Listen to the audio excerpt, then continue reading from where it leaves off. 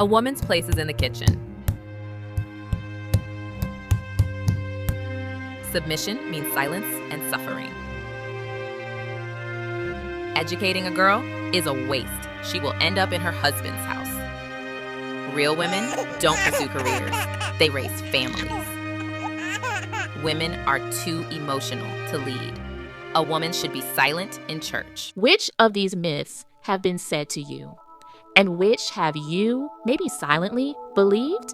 Well, reality check, none of those are true. As a woman, you have a purpose, a calling, and a destiny, and no, it is not limited to the kitchen or to just keeping a home. Welcome to Deborah's Generation.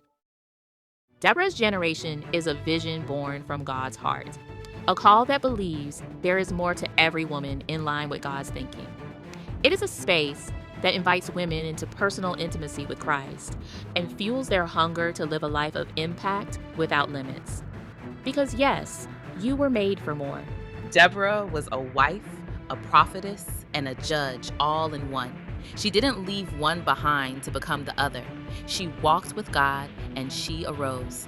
Does that still sound like some ancient Bible mystery? Let's bring it closer to home. How about Catherine Coleman, Amy Sample McPherson, Maria Woodworth Etter?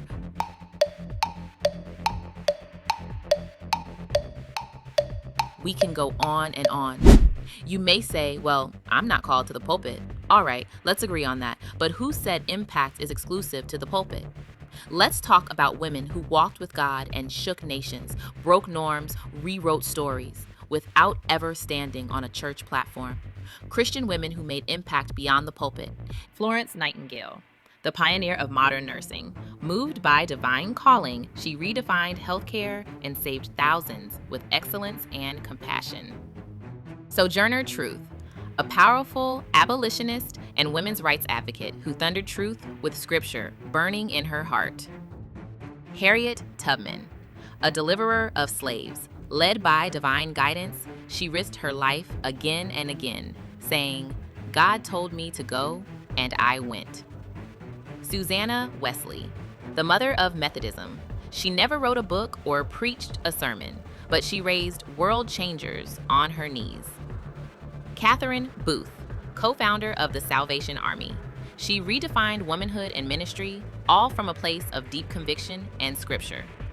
Elizabeth Elliot, a woman of profound discipline and wisdom. She turned tragedy into testimony and shaped minds through her pen and presence. Amy Carmichael, a rescuer of girls, a missionary with relentless love. Her obedience brought light into places long forgotten. They were not pastors, they weren't platformed influencers, but they knew God and they arose. If they could rise in darker times, with fewer rights, without social media or microphones, what is stopping you? You have no excuses. Deborah arose. Our mothers have risen. Now it's your turn. Arise, Deborah.